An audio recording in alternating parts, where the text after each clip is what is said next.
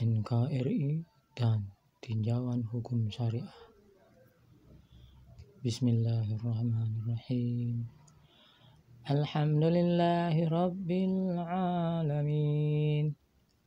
Allahumma shalli ala sayyidina Muhammad wa ala ali sayyidina Muhammad.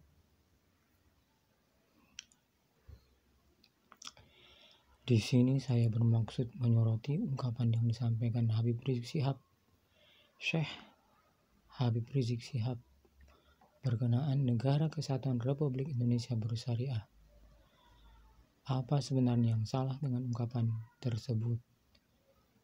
Bukannya saat ini NKRI memang demikian adanya. Mari saya mengajak menelaah satu persatu peri kehidupan Muslim di Indonesia saat ini dari tinjauan beberapa aspek. Dalam hal perbankan, bukankah saat ini sudah tersedia bank dengan pengelolaan secara syar'i? Hal ini, perbankan syariah, telah dirumuskan oleh cendekiawan Muslim, termasuk diantaranya cendekiawan Muslim Indonesia, sehingga bisa diterapkan. Bahkan bank-bank konvensional pun sekarang juga telah mengadopsi prinsip-prinsip syariah tersebut.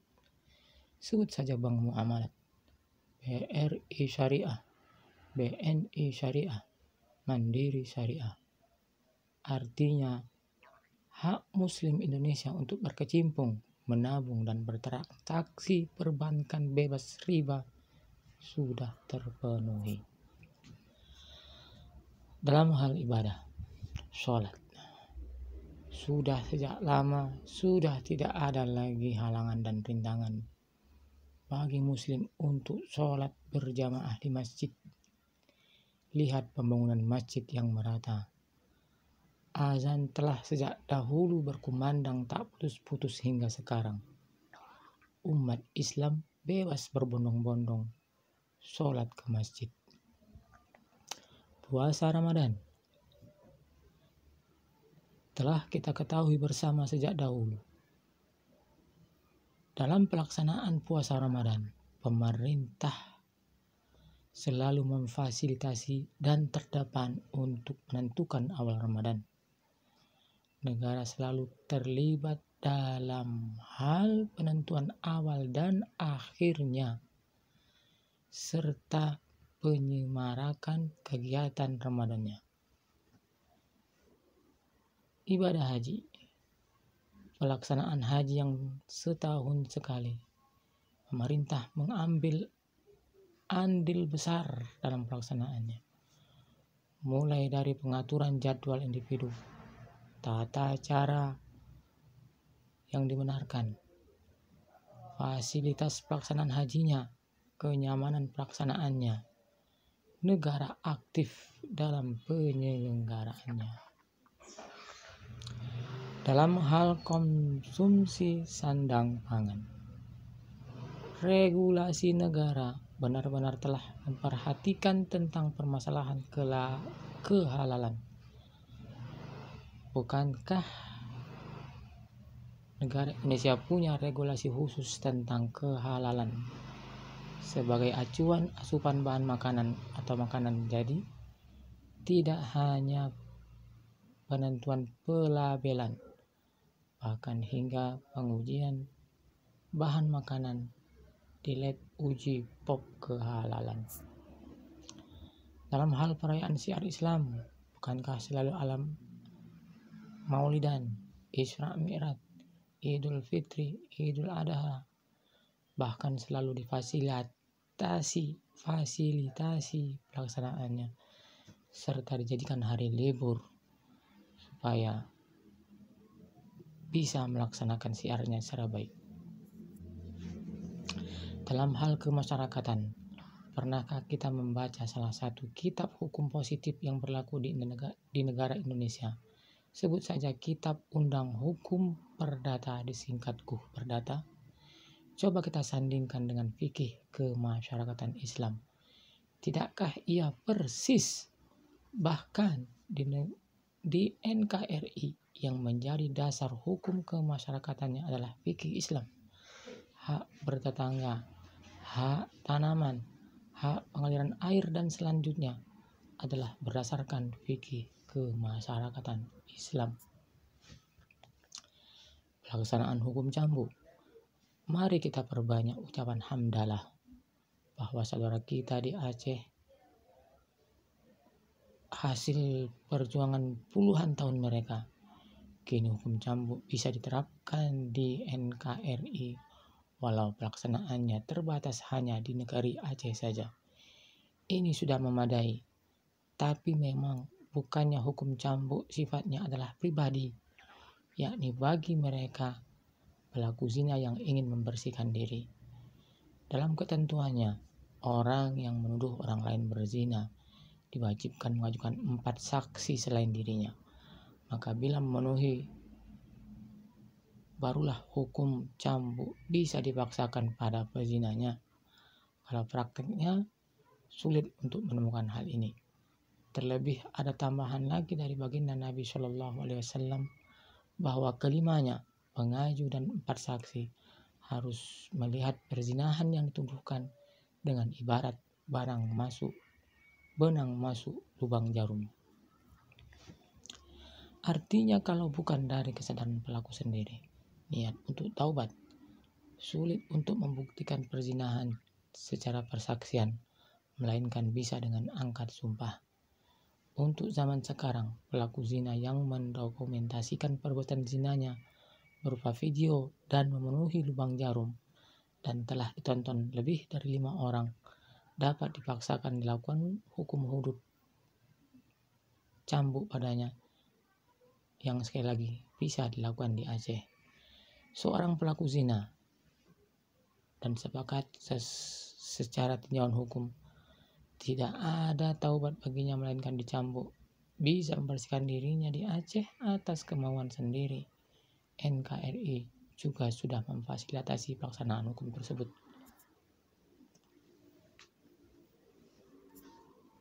NKRI juga sudah terdapat fasilitas pelaksanaan hukum tersebut. Potong tangan tidak seperti perbankan. Hukum potong tangan bagi pencuri memang belum diterjemahkan dengan baik. Bagaimana penerapannya? Nilai curian, kadar curian, seperti apa hukum ini diberlakukan? Manakan dipotong tangan pencuri yang mencuri karena lapar? Sebagai contoh, ada kisah pemuda masjid kelaparan, kemudian memasuki rumah janda yang dikenalnya dan mengambil potongan makanan. Kemudian ketahuan karena pengakuan sendiri oleh sebab janda pemilik makanan datang menemui guru si pemuda masjid. Padahal niatnya mau cari jodoh. Dan si pemuda ternyata tidaklah dipotong tangannya, malah dinikahkan dengan si janda oleh sang guru. Di zaman baginda Nabi Shallallahu Alaihi Wasallam, kapan pelaksanaan hukum hudud potong tangan pernah terjadi? Sepengetahuan saya adalah pada seorang bernama Fatimah dengan kasus dititipi barang perhiasan oleh pembesar Quraisy, tetapi kemudian membuat pengakuan sebagai pemiliknya. Ini kan korupsi dan dalam jumlah besar. Korupsi dan dalam jumlah besar menjadi alasan pemberlakuan hukum potong tangan pada kasus ini. Menurut saya, bisa saja mengapa hukum ini belum berlaku, karena memang belum diterjemahkan dengan baik. Toh oleh KPK, koruptor direncanakan dengan hukuman yang lebih berat dibanding potong tangan, yaitu hukuman mati. Dalam hal pernikahan, tata peraturan perundangan pernikahan muslim di Indonesia memang mengadopsi hukum Islam. Bahkan dalam masalah perdata dikenal yang namanya kompilasi hukum Islam menjadi salah satu acuan hukum. Undang-Undang Perkawinan Nomor 1 Tahun 1974 memang diadopsi dari hukum Islam. Ada cerai talak, cerai gugat, masa iddah, biaya iddah bila cerai talak. Artinya memang hukum Islam lah yang berlaku dalam hal pernikahan muslim. Dalam putusan hukum dan kenegaraan selalu dimulai dengan pernyataan dengan rahmat Tuhan Yang Maha Esa. Bukannya ini identik dengan Bismillahirrahmanirrahim. Kenapa hanya kata rahmat? Karena keputusan tersebut berlaku untuk muslim dan non-muslim. Kata rahim hanya untuk umat Islam. Lihat masalah jilbab yang kini telah membumi. Dan banyak lagi, seluruh tata cara Islam, syariat Islam memang sudah diterapkan dalam kemasyarakatan berbangsa dan dalam penyelenggaraan kenegaraan dan pemerintahan, resmi maupun bukan resmi. Negara ini memang sudah sesuai dengan syariah Islam. Kafah harus dipahami sebagai keseluruhan, artinya kuantitas bidang pelaksanaan. Memang sudah menerapkan syariat Islam, walau belum berkualitas karena kualitas berkenaan pribadi pelaksanaannya. Sudah, NKRI sudah menerapkan syariat Islam. Dan memang tidak perlu ada penambahan kata syariah setelah kata NKRI, karena Islam memang tidak bicara negara, wilayah, atau state. Islam bicara tauhid, akidah, dan akhlak. Umat Islam tidak boleh dibatasi oleh negara, umat Islam tidak boleh dibatasi oleh wilayah. Perlu kita pelajari bahwa saat baginda Nabi Rasulullah SAW memimpin Madinah, juga tidak pernah menetapkan secara harfiah Quran dan hadis sebagai terapan hukum langsung. Justru baginda Nabi SAW mengajukan yang namanya Piagam Madinah sebagai traktat konstitusi dalam kehidupan bermasyarakat dan bernegara. Hukum dan syariat Islam hanya berlaku untuk umat Islam bila kasusnya bersinggungan dengan keagamaan. Nasrani, Yahudi, dan Majusi juga menerapkan hal yang sama bagi pemeluknya bila bersinggungan dengan hal keagamaan. Hal yang sama telah terjadi juga di Indonesia saat ini. Secara tatanan hukum, kenegaraan Indonesia sudah baik dalam pemenuhan kaidah syariah. Mari kita umat Islam sadari hal ini untuk dapat dipertahankan dan ditingkatkan. Ditingkatkan tentunya tanpa merusak tatanan. Mari juga kita sadari bahwa di negara kita tidak ada lagi yang namanya manusia berkuasa. Tidak seorang presiden pun, karena presiden paling lama berkuasa hanya 10 tahun. Yang benar berkuasa saat ini adalah hukum.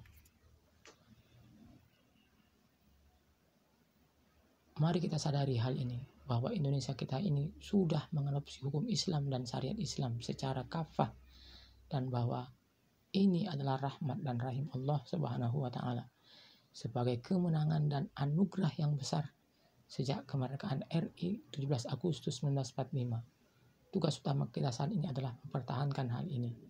Sudah baik NKRI dalam hal syariah. Peningkatan yang perlu dilakukan memang harus, tapi tak perlu merusak tatanan kenegaraan, melainkan dengan allati hiya ahsan, yaitu dengan cara yang baik mengikuti tatanan yang sudah ada. Karena yang kita hadapi bukanlah Fir'aun yang mengaku Tuhan, bukan Abu Jahal yang larang orang sholat, puasa, dan haji. Mari dengan cara yang baik. Fir'aun saja oleh Nabi Musa ditegur dengan sabar dan santun, lemah lembut, bukan dengan cacian makian dan kata-kata kasar. Malu kita, malu dengan bangsa lain ribut terus. Umat Islam Indonesia sudah menjadi contoh bangsa lain dalam berislam. Banyak yang tertarik masuk Islam oleh cara kita berislam. Mari kita jaga. Negara Indonesia ini memang sudah sesuai dengan syariah Islam. Kafah harus dipahami sebagai keseluruhan, artinya kuantitas bidang pelaksanaan. Memang sudah hampir semua bidang syariat Islam sudah diterapkan, walau belum berkualitas karena kualitas berkenaan pribadi pelaksananya. Sudah, NKRI sudah terapkan syariat Islam.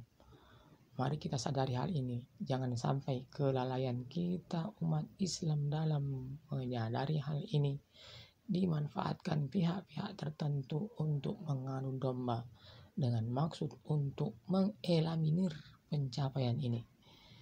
Mari kita sadari bahwa salah satu komponen NKRI adalah agama. Salah satunya agama Islam. Jangan sampai kelalaian kita memahami hal ini dimanfaatkan pihak-pihak tertentu untuk mendiskreditkan kita.